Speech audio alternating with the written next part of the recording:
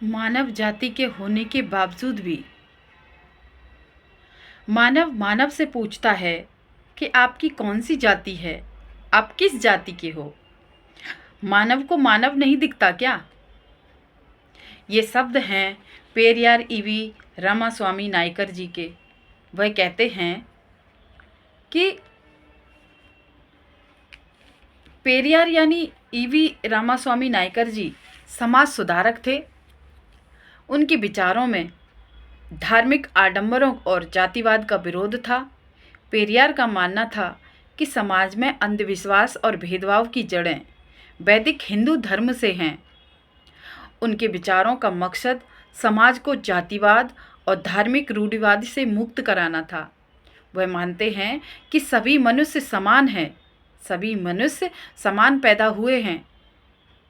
क्या जब व्यक्ति पैदा होता है तो क्या उसके माथे पर लिखा होता है कि ये ब्राह्मण का बच्चा है या क्षत्रिय का है या शूद्र का है या छोटी जाति का है?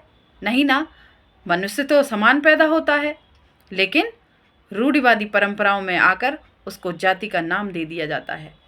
वह कहते हैं कि ब्राह्मणों ने शास्त्रों और पुराणों के जरिए लोगों को गुलाम बनाया है। धर्म समता परक और न्यायपरक समाज के विकास में बाधा होता है। पेरियार का मानना था कि मानवीय क्रियाएं तर्क संगत सोच पर आधारित होनी चाहिए और वह मानते हैं कि आत्मसम्मान विकसित करना चाहिए।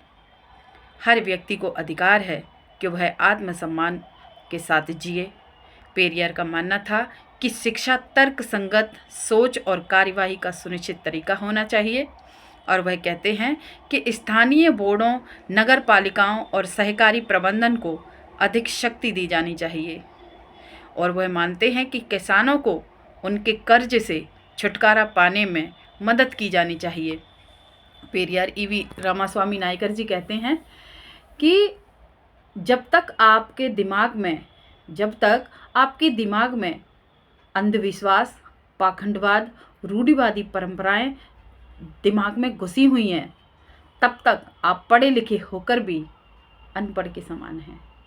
उनके ये विचार हमें एक नई सीख देकर जाते हैं कि व्यक्ति पढ़ लिख कर ही अपने आत्मसम्मान की रक्षा कर सकता है और जितनी जल्दी हो सके अंधविश्वास से दूर रहिए।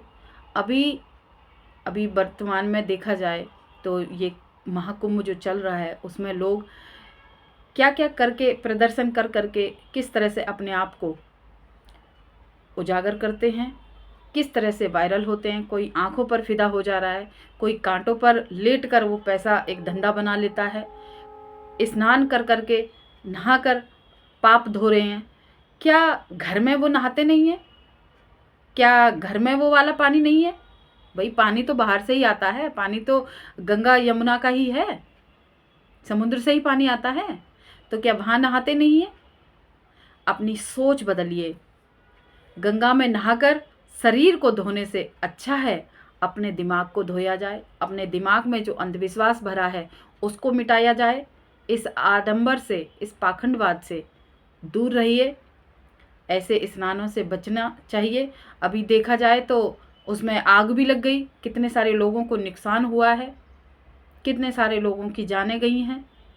तो इस तरह से आप अपना दिमाग को चलाइए कि कुछ नहीं रखा है ऐसी चीज़ों में, इन चीज़ों से दूर रहिए।